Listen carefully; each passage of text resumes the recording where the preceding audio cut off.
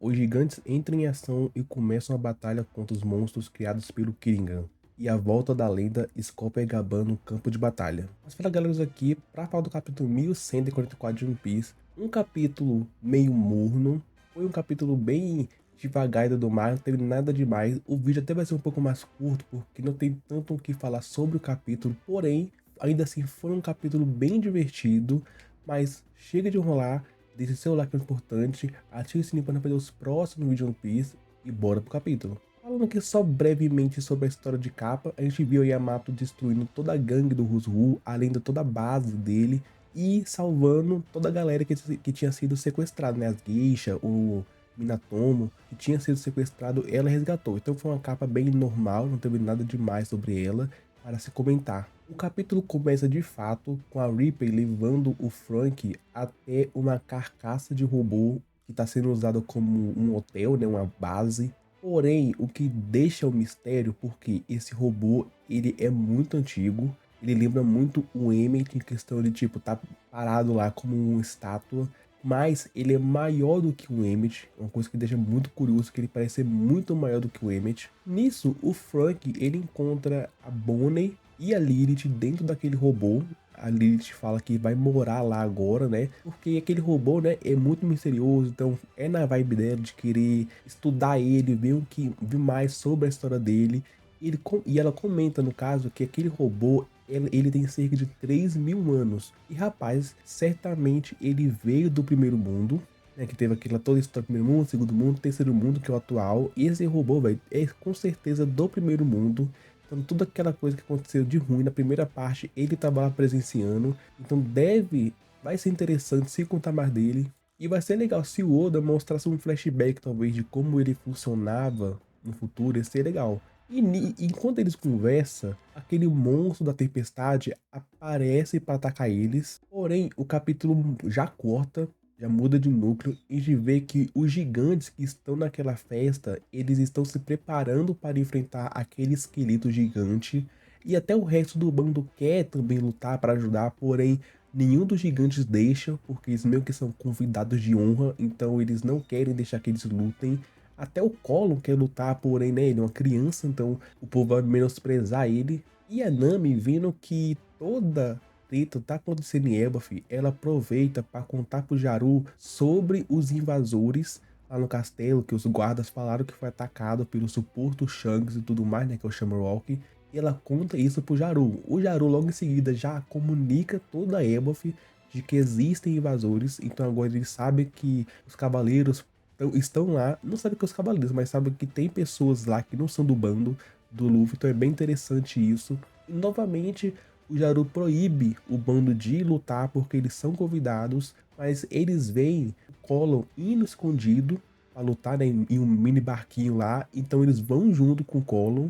Em vez de impedir a criança de ir pro perigo, eles incentivam isso. O capítulo então muda de foco novamente, a gente vê uma mini interação entre os Cavaleiros Sagrados e tivemos aqui uma grande curiosidade, uma grande descoberta de que a Gunko, ela é fã da música do Brook, ela é fã meio que do Brook, né, da música New World do Brook, que ele canta lá em Sabaody quando retorna o time skip.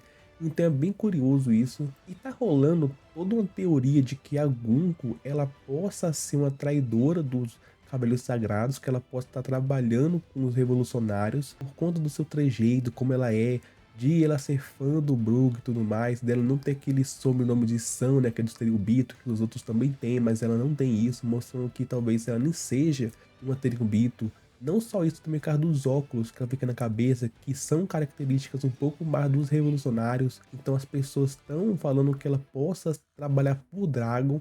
Eu não boto minha mão no fogo por essa teoria, porque o Dragon falar pra ela matar vários inocentes, porque, né, Cabos Sagrados estão atacando geral. Então matar inocente, causar o terror em tudo, por conta da missão, eu acho que é muito extremo, velho. Faria o Dragon ser quase um vilão.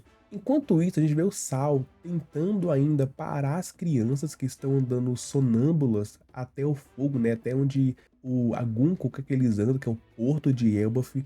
E para ele não se machucar por conta dos espinhos, o Sal usa meio que escudos e parece que funciona esses escudos. Ele realmente não se fere e tudo mais, porém quando ele para as crianças, a criança que tá atrás bate na criança que tá na frente e meio que as duas se furam, né, se perfura, fazendo ser um plano horrível, porque isso vai machucar mais as crianças, então ele meio que abandona esse plano e decide outra tática. Ele decide então ir até a última criança que tá no fundo e meio que pegar uma corda, enrolar ela e tirar ela do caminho.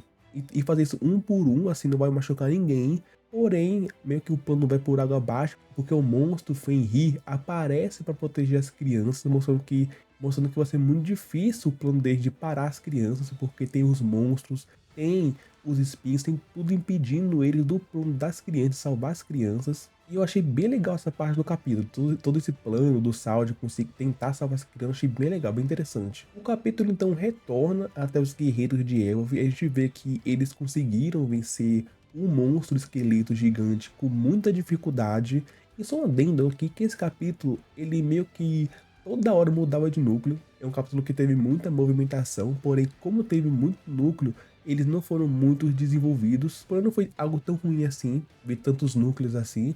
É divertido até. Mas continuando aqui, após derrotarem aqueles esqueletos com muita dificuldade, eles meio que são surpreendidos novamente porque apareceu o monstro dragão, o monstro fantasma e também um monstro lá todo esquisito. E eles passam sufoco, eles são botados para correr porque não tancam mais os monstros, eles são muito fracos para isso.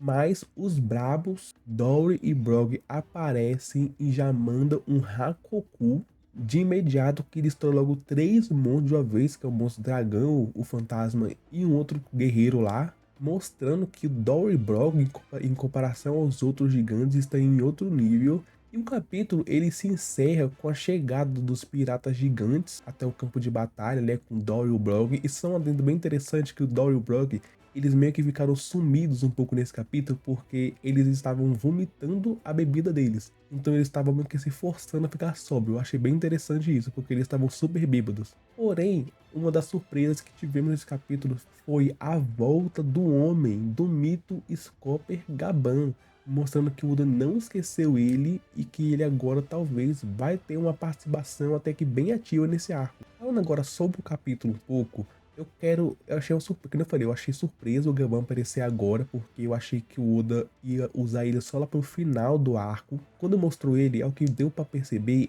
eu achava que ele deixaria toda a treta com o Luffy, tipo, resolve vocês, e quando tiver tudo bem, vem falar comigo. Ficou parecendo muito isso, que ele não ia fazer nada, tipo, se aparecesse um monstro perto dele, ele meio que matava, só isso que ele faria. Porém não, ele voltou novamente ao campo de batalha, vai ajudar e tudo mais. E eu fico curioso como que o Oda vai usar ele aqui. Porque, querendo ou não, o Gaban ele é extremamente forte. Então, se ele quisesse, talvez ele pode meio que derrotar todos os Cavaleiros Sagrados, se ele quisesse. Então a treta iria se resolver muito rápido.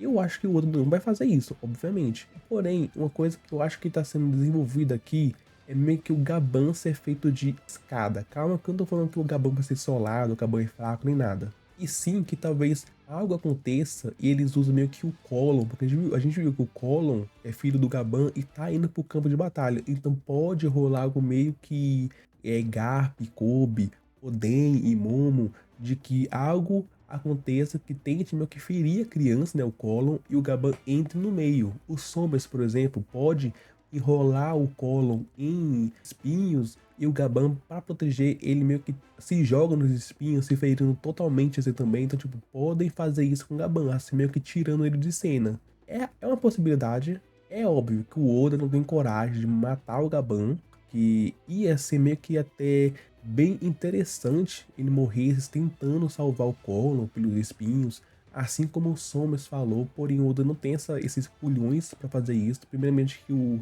Gaban é da antiga geração, é um velho forte do bando do Roger, então é bem difícil realmente morrer. Tenho que admitir que eu senti um pouco de falta do Luffy e do Loki nesse capítulo. Eu achei que teria esse capítulo aqui, seria um flashback mostrando o que aconteceu no passado um pouco, né? Porque acabou assim o último capítulo.